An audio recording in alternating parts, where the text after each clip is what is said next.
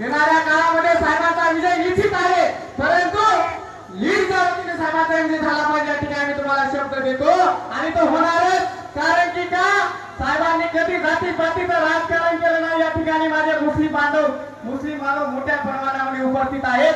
का आहेत? कारण की त्याला सोबत घेऊन जाण्याचं काम जर कोणी केलं असेल तर ते म्हणजे कोळीकर साहेबांनी केलं.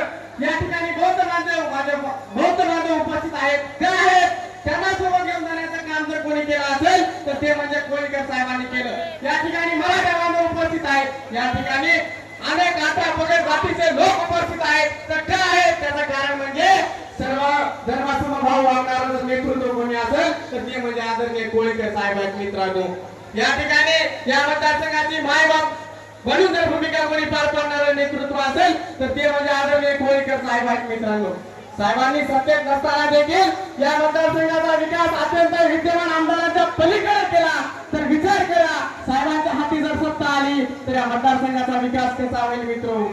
या ठिकाणी अनेक खेड्यापाड्यात गेलो मित्र.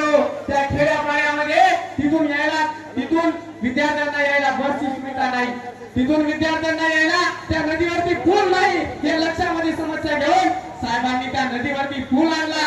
अहो ते काम कोणाचं असतं? विद्यमान आमदारांचं असतं. अहो ते काम कोणाचं असतं? तिथल्या विद्यमान खासदारांचं असतं. परंतु या ठिकाणी सरपंच पदाचा माणूस ते काम करू शकतो, तर आमदार झाल्यानंतर माणूस किती काम करू शकतो असा विचार करा मित्र. म्हणून ही लढाई तुमची आमची लढाई आहे. हा विजय तुमचा आमचा विजय आहे. हा विजय फक्त कोळीकर साहेबांचा नाही तर इथल्या जनसामान्य माणसाचा विजय आहे मित्र. हा विजय तुमचा माझा विजय आहे. म्हणून येणाऱ्या काळाचा विचार करून आपण साहेबांच्या पाठीमागे ठामपणे थांबलं पाहिजे.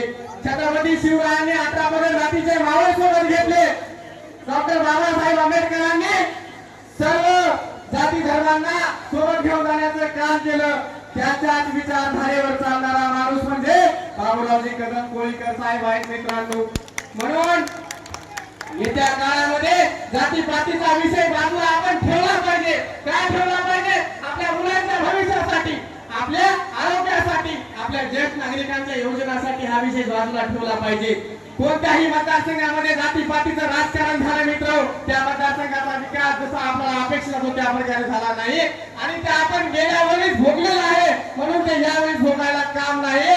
म्हणून साहेबांच्या माध्यमातून या मतदारसंघाचा विकास झाल्याशिवाय राहणार नाही आणि आपण साहेबांचा विजय निश्चित करा. त्या टाळ्यांच्या गजरातून या ठिकाणी प्रस्थापित लोकांना कळू द्या की बाबूरावजी कदम साहेबांचं वारे काय आहे.